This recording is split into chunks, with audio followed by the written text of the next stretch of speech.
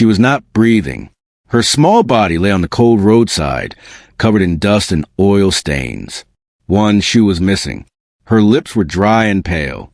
Her chest did not move. People were already walking away. "Leave her," someone whispered. "She's gone," another voice said. But at that moment, a poor mechanic dropped his tools and ran toward her. He knelt on the hard ground, his hands shaking. "She's still warm," he said loudly. "Please, she's still warm." Just then, far away, a black luxury car slowed down. Inside it sat a powerful billionaire, staring out a window, feeling a strange pain in his chest, as if something precious had just slipped from his life. And the mechanic did not know that saving this dying girl would change his life forever. But was he already too late? Backhand index pointing right before we continue. Comment where you are watching from and subscribe to this channel to support our growth. His name was Tunde. Tunde was a poor mechanic who owned a small roadside workshop. It was not even a real shop, just a broken zinc roof, 2 old tires, and a wooden bench. His hands were always black with grease. His clothes were always torn at the edges. But his heart was clean. Every morning, Tunde woke up before sunrise.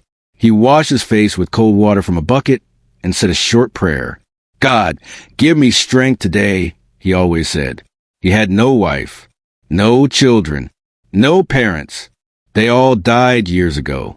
The workshop was all he had. That morning was slow. No customers. No money.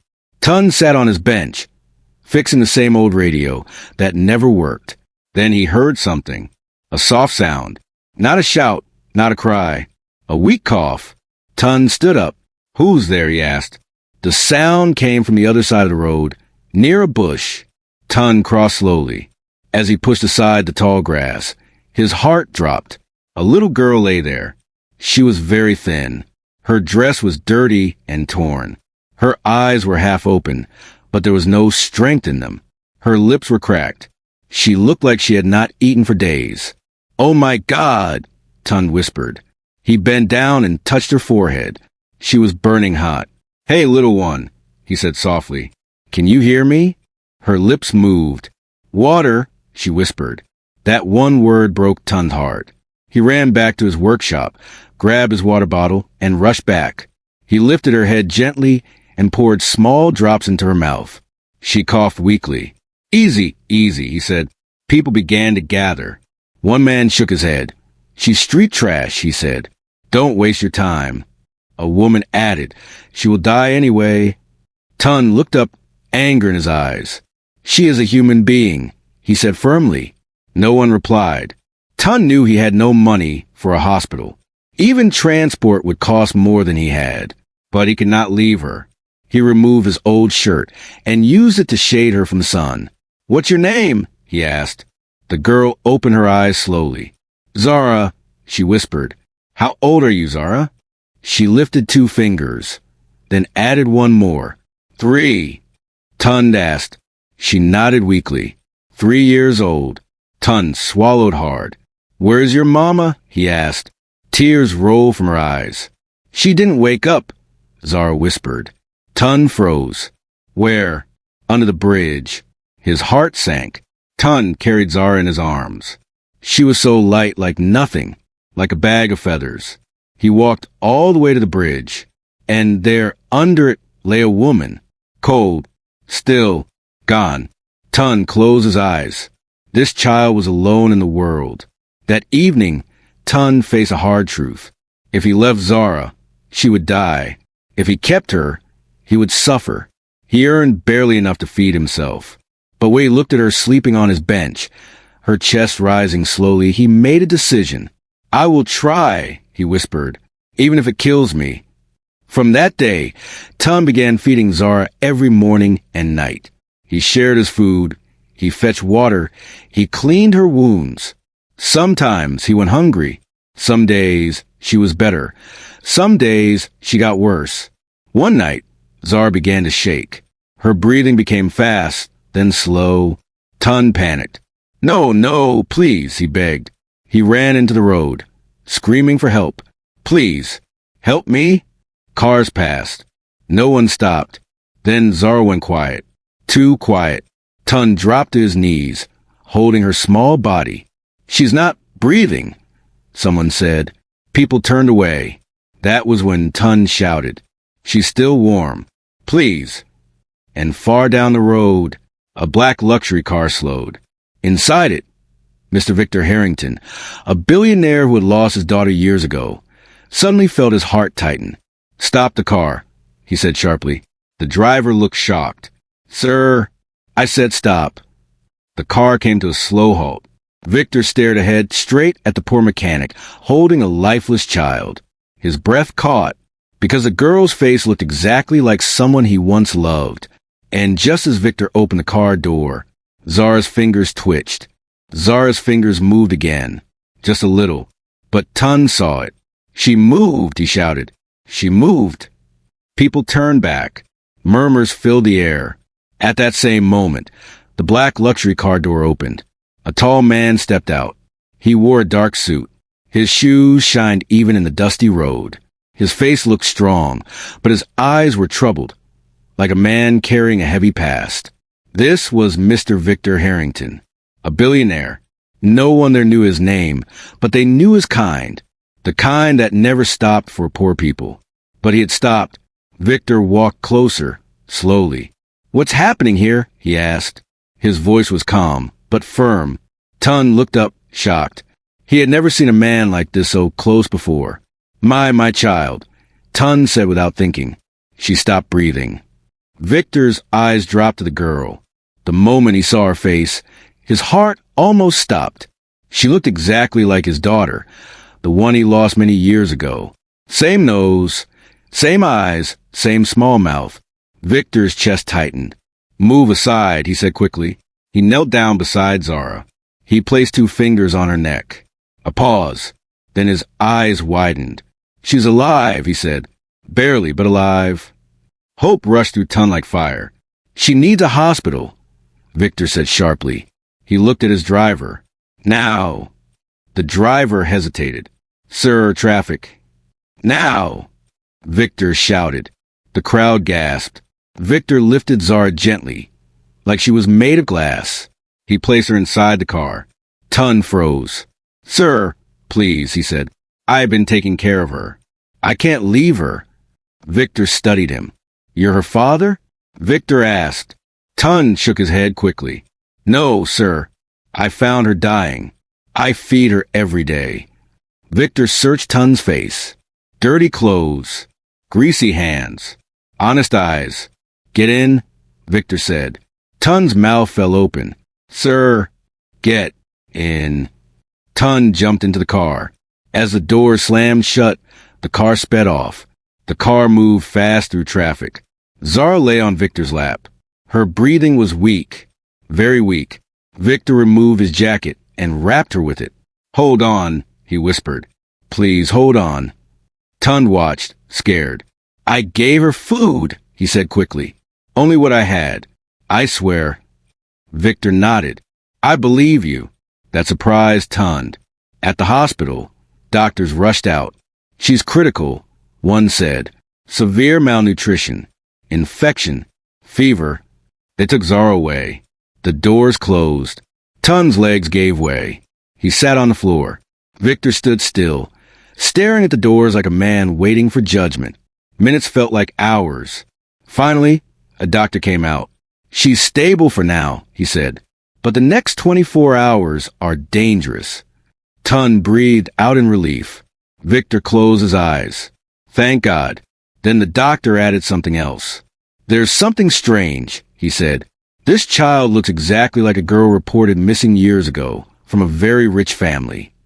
Victor's head snapped up. "What did you say?" The doctor hesitated. "Her features, they match." Victor's heart began to pound, because his daughter disappeared 5 years ago. And this girl, Victor turned slowly to look at Tunde. "Where exactly did you find her?" he asked. Tunde swallowed. "Under the bridge," he said, "with her dead mother." Victor felt the room spin, because his daughter's mother also disappeared under a bridge. And just then, a nurse rushed out shouting, "Doctor, the child is crashing. Doctor, the child is crashing." The shout hit Tunde like thunder. Victor spun around. "What do you mean crashing?" he asked. The nurse's face was pale. "Her heart rate is dropping. We're losing her." Victor did not think. "Save her," he said firmly. "Do whatever you must. Money is not a problem." The doctors rushed back inside. The door slammed shut again. Silence. Heavy silence. Tunde sat on the cold floor, his head in his hands. "This is my fault," he whispered. "If only I had money." Victor looked at him. "You did more than many rich men would," Victor said quietly. Tunde looked up, surprised. "She would be dead if not for you." Those words made Tunde's eyes burn. Minutes passed.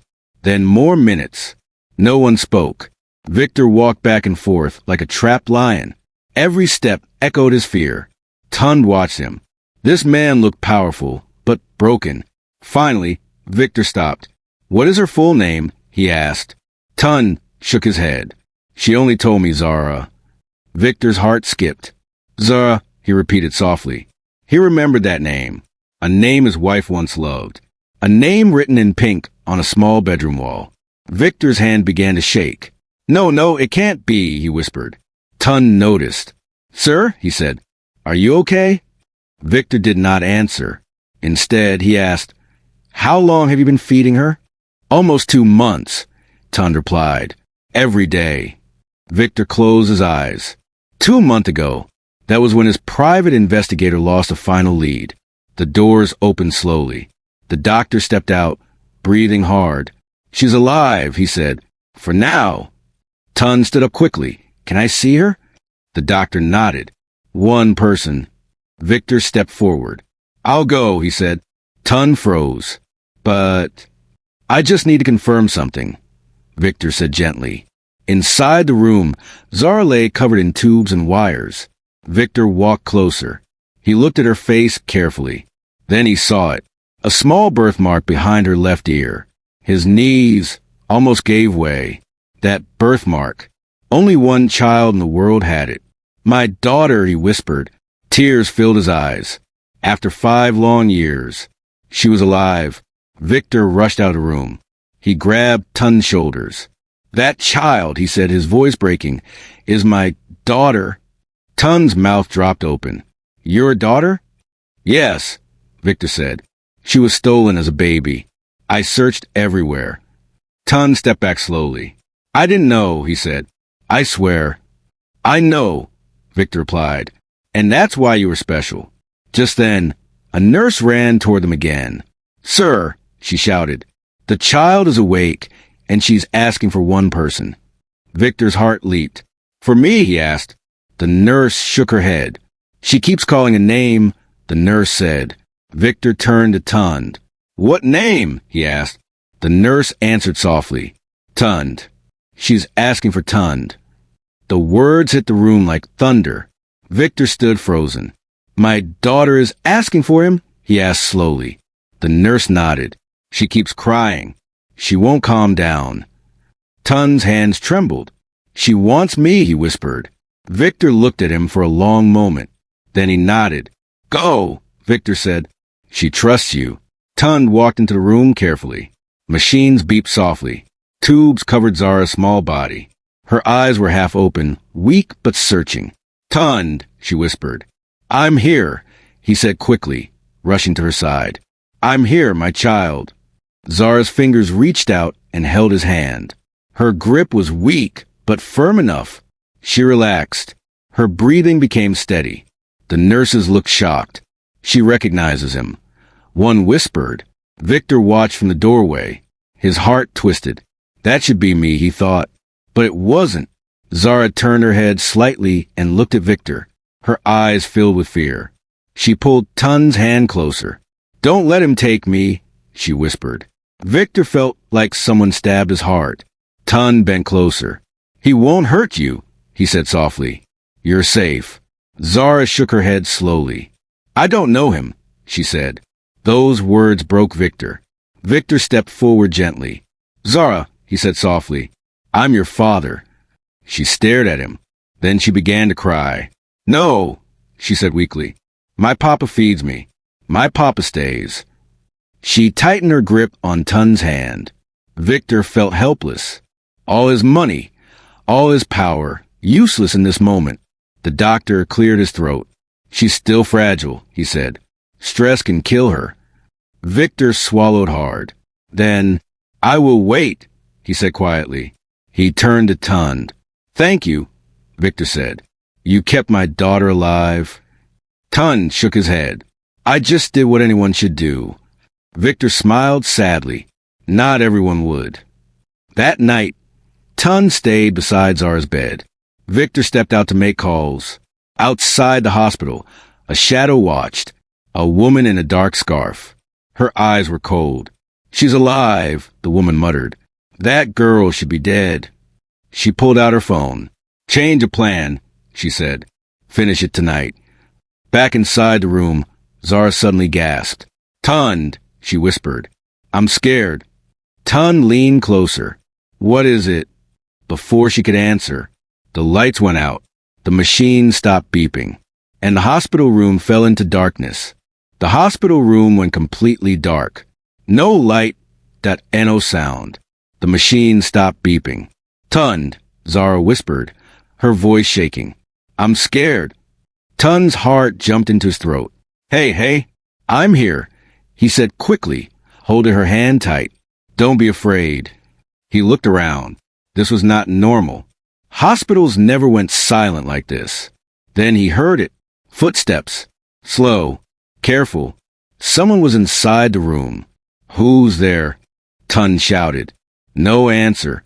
Suddenly, a small red light blinked on one of the machines. Tunde realized with horror someone had turned them off on purpose. Help, he shouted. Nurse. Doctor. The footsteps came closer. Tunde stood up fast, placing himself between Zara and the shadow. You will not touch her, he shouted. The shadow froze. Then a woman's voice spoke, cold and angry. Move away, mechanic, she said. This child should have died long ago. Tunde's blood ran cold. Who are you, he asked. The emergency lights suddenly came on. The woman's face was revealed. It was the same woman from under the bridge. The one Zara said never woke up, but she was alive. You're supposed to be dead, Tunde whispered. She smiled. A poor man like you believes everything, she said. I was paid to disappear with a child. Zara began to cry. Mama, she whispered weakly. The woman's face hardened. I am not your mother, she snapped. Your real father is rich. Too rich. She stepped closer to the bed. I was paid to hide you, she said. But you became a problem. Tunde grabbed a chair and raised it. Come closer and I will scream this place down, he warned. Just then, freeze! Victor's voice thundered through the room. Security guards rushed in. The woman tried to run, but she slipped and fell. Within seconds, she was pinned to the floor. Victor rushed to Zara. Zara, my child, he said, his voice shaking. She clung to Tunde. She tried to hurt me, Zara cried. Victor turned slowly to the woman on the floor. His eyes burned with anger. Who sent you? He asked. The woman laughed bitterly. You already know, she said. Your own blood. Victor's heart stopped. My own blood, he whispered. Before he could ask more, the woman fainted. Doctors rushed in. The machines came back on. Zara's breathing became stable again, but Victor stood frozen, because the truth was now clear. The danger was not over. It had only just begun. My own blood. Victor could not move. Those words kept echoing in his head. Security dragged the woman away as doctors worked fast around Zara. Tunde stood close, his hands still shaking. He had almost lost her again. Victor finally turned to Tunde. She meant someone from my family. Victor said slowly, someone close. Tunde swallowed. Why would anyone want to hurt a child? He asked. Victor's jaw tightened. Because of money, he replied, and power. Later that night, Zara fell asleep again. This time, her breathing was calm. Victor sat outside with his head in his hands. I had a younger brother, he began. His name is Leonard. Tunde listened quietly. He was greedy, Victor continued, always jealous. When my daughter was born, my father changed his will. Everything was to pass through my child. Victor looked up, pain in his eyes. My brother disappeared shortly after my daughter vanished. Tunde's eyes widened. You think he did this? Victor nodded slowly. The woman said my own blood, he said. There is no doubt. Just then, Victor's phone rang. He looked at the screen. Unknown number. His heart beat faster. He answered. Victor, a calm voice said. It's been a long time. Victor froze. Leonard, he whispered. Tunde felt cold all over. You should have let the girl die, Leonard said casually. Now things are complicated. Victor stood up. You paid someone to kill your own niece, he shouted. Leonard laughed. Business is business, he said. That child ruins my future. Victor's hands shook with rage. You will never touch her again, he said. Leonard's voice dropped low. You can't protect her forever, he said. Especially not with a poor mechanic beside her. Tunde felt his stomach turn. Watch your back, Victor, Leonard added. The next move won't fail. The call ended. Victor lowered the phone slowly. The silence was heavy. They know about you, Victor said to Tunde. And that makes you a target. Tunde straightened his shoulders. I'm not leaving her, he said firmly. No matter what. Victor looked at him with respect. Then you are braver than many rich men, he said. Suddenly, alarms rang through the hospital. Nurses began to shout. Fire in the West Wing, someone screamed. Smoke began to fill the hallway.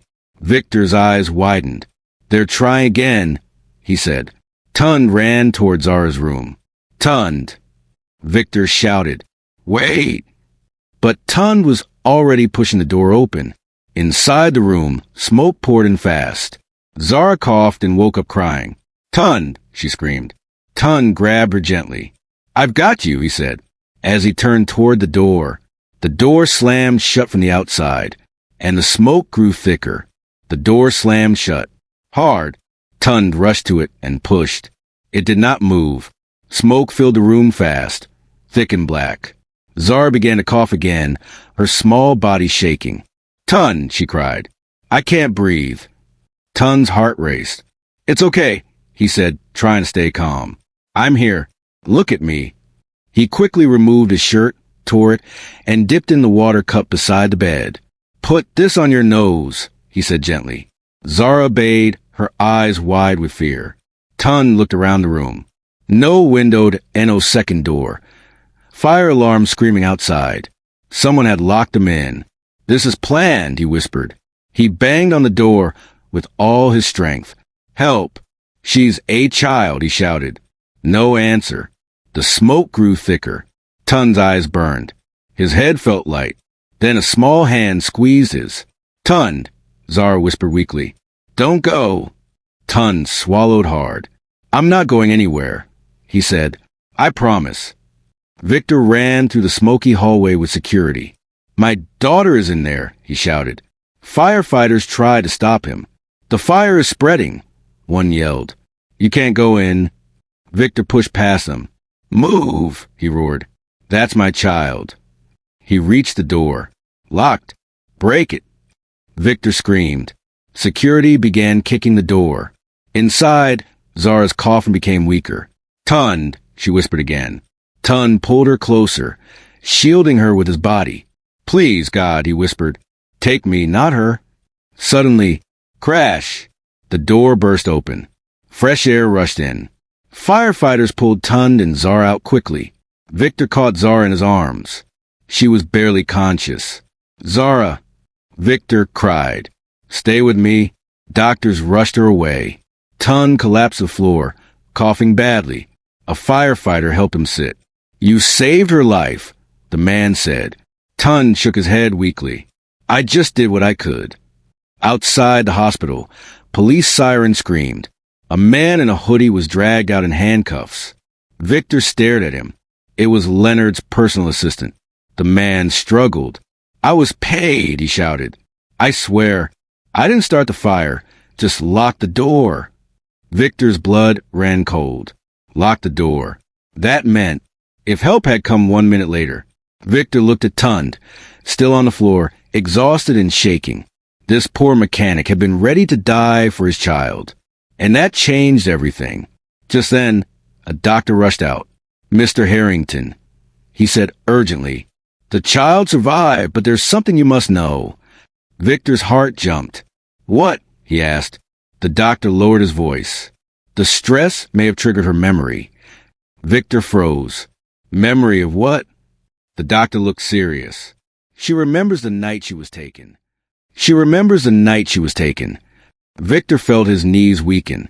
What did she say?" he asked. The doctor wiped his forehead. "She's tired," he said. "Very tired. But she keeps repeating the same thing." Victor and Tunde followed the doctor into the quiet room. Zara lay on the bed, wrapped in blankets. Her face was pale, but her eyes were open. When she saw Tunde, she lifted her hand. "Tunde," she whispered. "I'm here," he said softly, holding her hand again. She turned her head slowly and looked at Victor. Her eyes narrowed, like she was searching inside her head. "I remember," she said weakly. Victor leaned closer. "Remember what, my child?" Zara swallowed. "The night, the car," she whispered. "I was crying." Victor's heart pounded. "Yes," he said gently. "Tell us." "There was shouting." Zara continued slowly. "A man was angry." Victor's breath caught. "Was it Leonard?" he asked carefully. Zara shook her head. "No," she said. "Another man." Tunde looked confused. Victor felt cold fear spread through him. "Another man?" Victor repeated. Zara nodded. "He smelled like smoke," she said. "He had a ring, a big ring." Victor's eyes widened. Only one person wore that ring. His business partner. A man he trusted more than anyone. "No," Victor whispered. Zara continued. He said, "Take her away. She's in the way." Victor closed his eyes tightly. Leonard was involved. But he was not alone. Victor stepped back, his face pale. "I was wrong," he said slowly. "This is bigger than family." Tunde frowned. "Meaning?" Victor looked at him. "I trusted the wrong people," he said. "And now they know she's alive." As if on cue, Victor's phone buzzed. He looked at the message. "Unknown number. You save her tonight. You won't save her again." Victor clenched the phone. "They're watching," he said. Tunde stood taller. "Then we don't stay here," he said. "Hospitals are easy targets." Victor looked surprised. "What do you suggest?" Tunde took a deep breath. "Take her somewhere no one will expect," he said. "Somewhere poor." Victor understood immediately. "My workshop," Tunde said. "No one looks twice there." Victor stared at him. "You just survived a fire," Victor said. "You could walk away." Tunde shook his head. "She's my child, too," he said quietly. "In my heart." Victor felt tears rise. "Then we move tonight," he said. Before dawn, they moved Zara quietly.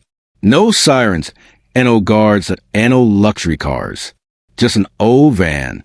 Tunde sat in the back, holding Zara. Victor watched from the front, alert. As they drove away, a black SUV followed from a distance. Unnoticed, unseen, or so they thought, because far away, a man smiled at a screen showing the moving van. "Let them run," he said. "They are driving straight into my hands." The old van rattled through quiet streets. No sirens and no lights, just darkness and fear. Tunde held Zara close in the back seat. She was awake now, but quiet. "Tunde," she whispered, "are we home?" "Almost," he said softly. "You're safe." Victor kept checking the side mirror. He felt it. They were not alone. "Someone is following us," Victor said under his breath. Tunde's heart skipped. "Are you sure?" Victor nodded. "I've lived with danger too long to mistake it." But it was too late to turn back. They arrived at Tunde's small mechanic yard just before sunrise. Broken cars, old tools. Oil stained ground. Nothing special. Perfect. Victor helped carry Zara inside the tiny room behind the workshop. Tunde laid her gently on his old mattress. "This place smells funny," Zara said. Tunde smiled. "That's hard work," he replied. For the first time in days, Zara smiled too. Victor watched them quietly. This poor mechanic had given his daughter something money never could. Peace. Hours passed. Birds began to sing. Victor made calls quietly, arranging private security far away. "We just need one day," he said. "One safe day." Tunde stepped outside to start work, acting normal. A customer arrived. Then another. Everything looked fine. Too fine. Then Tunde noticed something strange. A black SUV parked across the road. Engine running. Windows dark. It had been there too long. Tunde walked back inside quickly. "Victor," he whispered, "they found us." Victor stood up immediately. "Get Zara," he said. "We leave now." But before they could move, boom, the workshop gate crashed open. Men jumped out of the SUV. Armed men, masks on. Zara screamed. Victor moved in front of her. "Stay behind me," he shouted. Tunde grabbed a metal rod. "You will not take her," he said, his voice shaking but strong. The leader stepped forward and removed his mask. Victor froze. It was the business partner. The man smiled. "You chose the wrong hiding place," he said calmly. He pointed the gun at Tunde. "Step aside, mechanic," he said. "You've played hero long enough." Zara cried and clung to Tunde. "Don't let them take me." Victor shouted, "Touch her and you're dead." The man laughed. "You're surrounded," he said. "Choose wisely." He cocked the gun and aimed just as a single gunshot rang out. Bang! The sound of the gunshot tore through the mechanic yard. Zara screamed. Victor shouted her name. Tunde felt a sharp pain rip through his side. The metal rod dropped from his hand. He staggered back. "Tunde!" Zara cried. He fell to his knees. Blood stained his shirt. The world spun. Victor's heart stopped. "No!" he roared. "No!" The armed men froze for a second. The business partner looked shocked. I didn't aim to..." Before he could finish, screech! Police sirens exploded into the air. From every direction, the armed men panicked. "Move! Move!" someone shouted. Gunshots rang out again. Chaos filled the yard. Victor shielded Zara with his body. "Tunde!" she cried again. "Wake up, please." Tunde looked at her weakly. "I'm here," he whispered. "Don't cry." Police trucks stormed in. Officers jumped out, weapons raised. "Drop your guns." The criminals tried to run. They didn't get far. Within seconds, the yard was filled with shouting, cuffs clicking, and angry voices. The business partner was forced aground. As police dragged him away, he laughed. "You think this is over?" he shouted at Victor. "You have no idea who else is involved." Victor ignored him. He ran to Tunde. "Tunde, stay with me," Victor begged. Tunde's eyes were closing. "I promised her," Tunde whispered. "I said I wouldn't leave." Zara held his hand tightly. "Don't go," she cried. "You're my papa, too." Those words shattered Victor.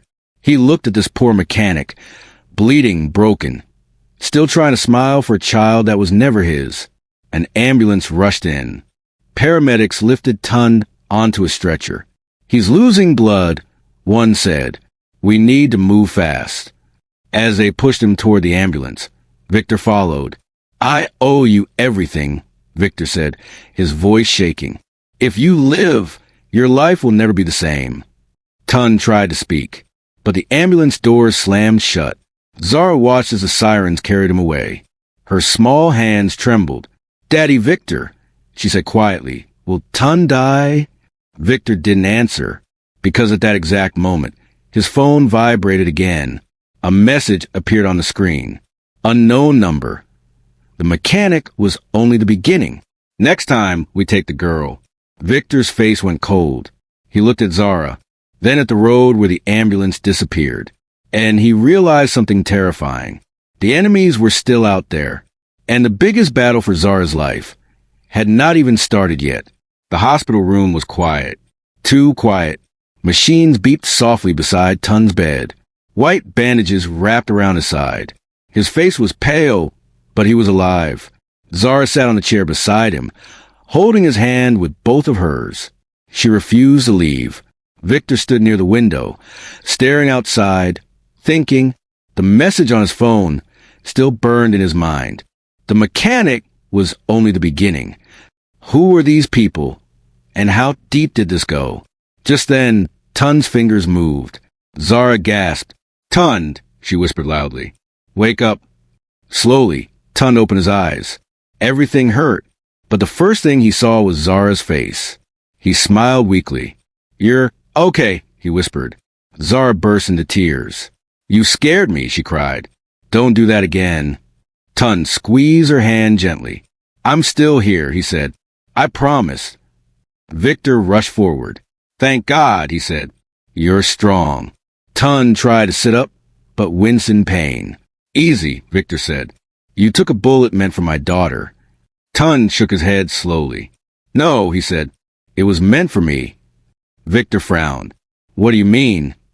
Tunde took a deep breath. "There's something I never told you," he said. Zara looked at him, confused. Victor leaned closer. "Tell me." Tunde stared at the ceiling. 2 years ago, he began, "I fix a car late at night. Black car. Tinted windows." Victor stiffened. "The driver paid well." Tunde continued. "Too well. I didn't ask questions." He swallowed. There was a little girl in the back seat, crying. Victor's heart skipped. "That girl," Tunde said slowly, "was Zara?" The room froze. Zara looked at him in shock. "You knew me?" she asked softly. Tunde nodded. "I didn't know who you were," he said quickly, "but I knew something was wrong. The men were dangerous." Victor's fists clenched. "Why didn't you report it?" he asked tightly. Tunde's eyes filled with pain. "They threatened me," he said. "Said they would burn my workshop. Kill me." Silence fell. "I was a coward," Tunde whispered. "I did nothing." Zara shook her head. "No," she said firmly. "You saved me later." Tunde's tears rolled. "That's why they want me dead," he said. "I saw their faces that night. They know I remember." Victor finally understood. This was bigger than business, bigger than betrayal. It was unfinished business. Just then, a nurse rushed in. "Mr. Harrington," she said urgently, "the police are here. They say they found something." Victor turned quickly. "What?" The nurse lowered her voice. "They found the car, the one used the night your daughter was taken." Victor's heart pounded. "Where?" he asked. The nurse answered, "In an old warehouse." And suddenly, everything felt like it was moving towards something dangerous, something final. The warehouse stood alone at the edge of the city. Oh, quiet, dangerous. Police cars surrounded it. Their lights flashed red and blue across the broken walls. Victor stepped out of his car slowly. Tunde stood beside him, weak but determined. His wound still hurt, but he refused to stay behind. Zara held Victor's hand tightly. "I'm scared," she whispered. Victor bent down. "I won't let anything happen to you," he promised. "Not ever again." Inside the warehouse, police found everything. The black car, fake documents, money trails, and one man hiding behind stacked boxes. Leonard, Victor's brother. He raised his hand slowly when the police surrounded him. "It was never meant to go this far," Leonard said bitterly. Victor stepped forward. "You paid people to steal my child," he said. "You tried to kill her." Leonard laughed weakly. "I wanted what was mine," he said. "The company, the power." Zara looked at him with wide eyes. "You hurt my Papa Tunde," she said softly. Leonard looked away. That was when Victor knew. There was no fixing this man. The police arrested Leonard and read him his rights. As they took him away, Victor felt something heavy finally lift from his chest. It was over.